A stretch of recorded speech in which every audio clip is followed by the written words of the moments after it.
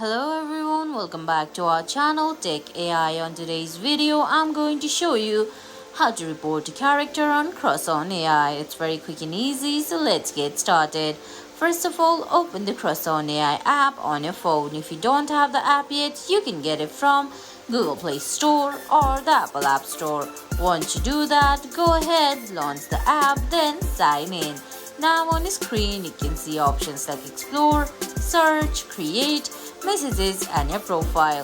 Stay on Explore, then if you find a character that you want to report, go ahead and tap on that character. Then from the top of the screen, tap on their name.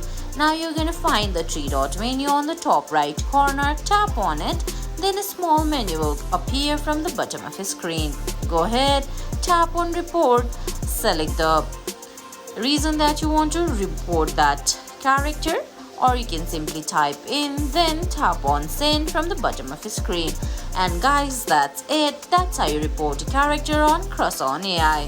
I hope you found this video helpful. If you did, please give it a thumbs up, leave a comment, subscribe to our channel and hit that bell icon. See you in the next video. Thanks for watching.